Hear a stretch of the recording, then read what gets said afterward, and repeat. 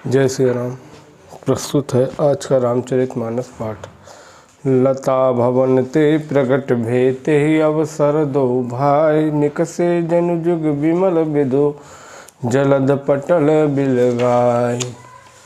से उसी समय जनक जी के लता फुलवारी में लता मंडप से दोनों भाई प्रकट हुए। इस प्रकार प्रकट हुए मानो दो निर्मल चंद्रमा बादलों के पर्दों को हटाकर निकले हों। शोभा शिव सुभग दो बीरा, नील प्रीति जल जाव शरीरा। मोर पंख सिर सोहत नीके, गुच्छ बिच बिच कुसुम कली के। दोनों सुंदर भाई शोभा की सीमा है। उनके शरीर की आभा नीले और पीले कमल की सी है। सिर पर सुंदर मोर पंख सुशोभित हैं। उनके बीच बीच में फूलों की कलियों के गुच्छे लगे हैं। भाल तिलक श्रम बिंदु सुहाए, श्रवण सुभग भूषण छबिछाए। विकट भ्रकुटि कच घूघर वारे, नव सरोज लोचन रतनारे। माथे पर तिलक और पसीने की बूंदें शोभायमान है। कानों में सुंदर भूषणों की छवि छाई है। टेढ़ी भौहें और घुंघराले बाल हैं। नए लाल कमल के समान रत्नारे अर्थात लाल नेत्र हैं। चारु चिबुक नासिका कपोला, हास बिलास लेत मनुमोला। मुख छवि कही न जाई, मोहि पाही जो बिलो की बहु काम ल जाई। थोड़ी नाक गाल और बड़े सुंदर हैं और हंसी की शोभा मन को मोल लिए जाती है। मुख की छवि तो मुझसे कही ही नहीं जाती, जिसे देखकर बहुत से कामदेव लजा जाते हैं।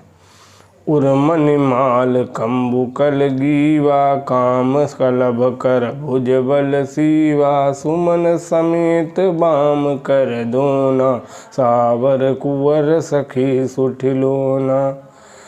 वक्ष स्थल पर मणियों की माला है। शंख के सदृश सुंदर गला है। कामदेव के हाथी के बच्चे की सूंड के समान उतार चढ़ाव एवं कोमल भुजाएं हैं, जो बल की सीमा है। जिसके बाएं हाथ में फूलों सहित दोना है।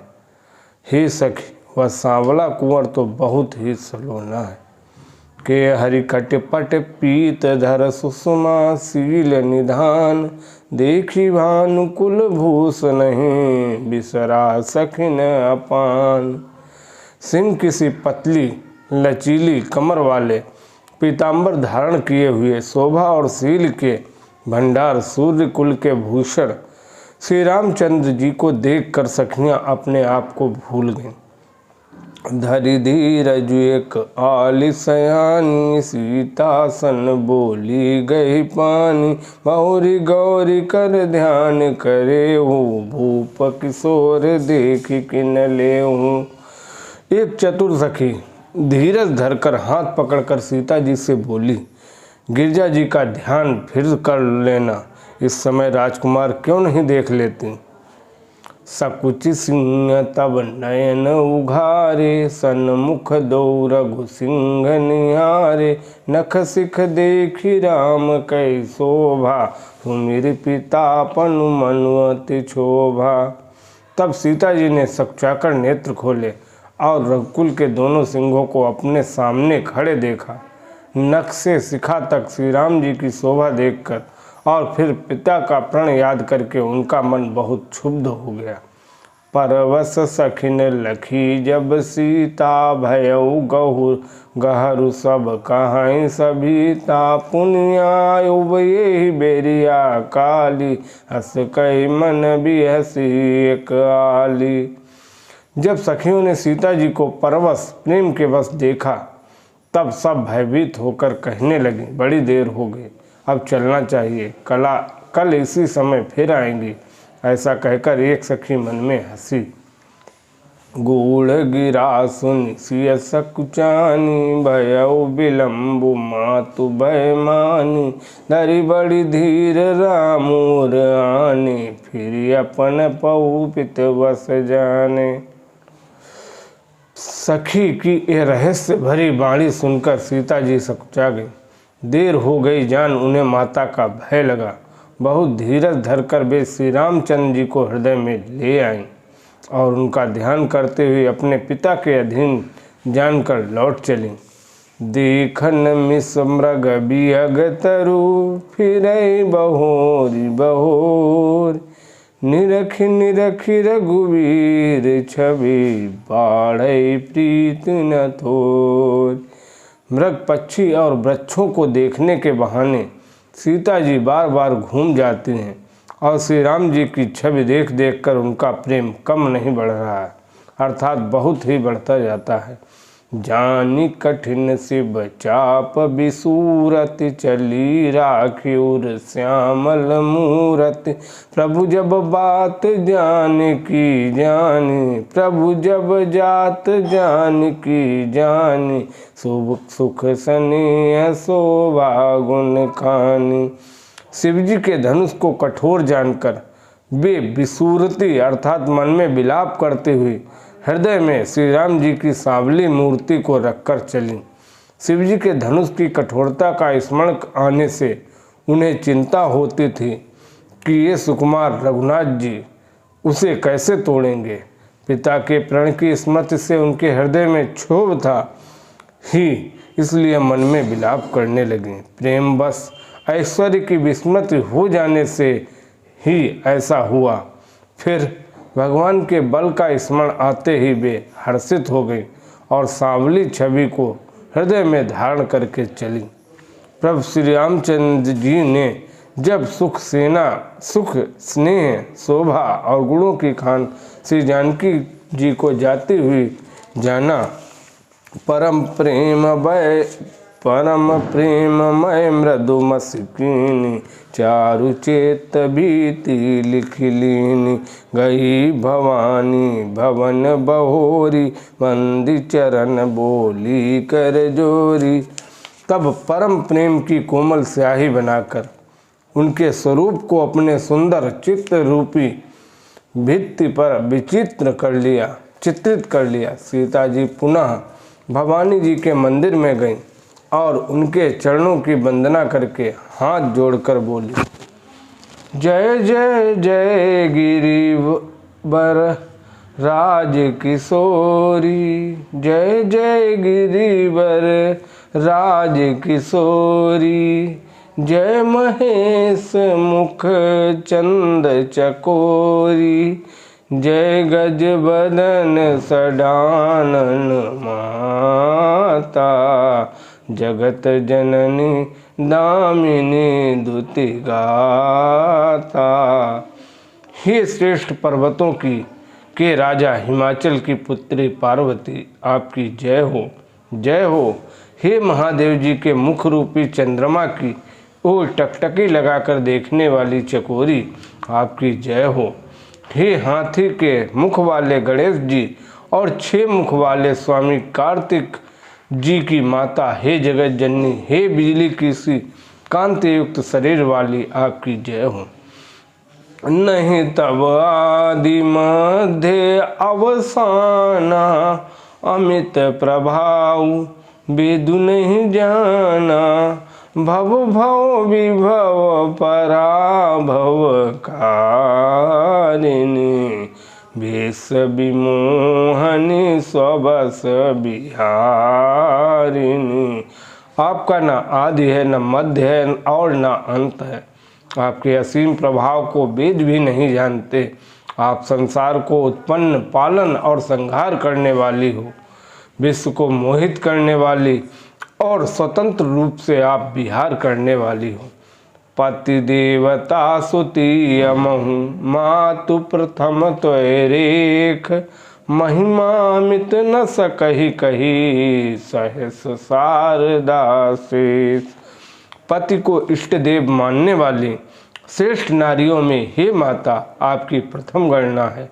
आपकी अपार महिमा को हजारों सरस्वती और शेष जी भी नहीं कह सकते।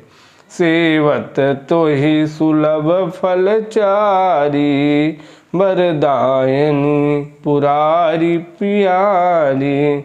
देवी पूजी पद कमल तुम्हारे, सुर नर मुनि सब हों सुखारे।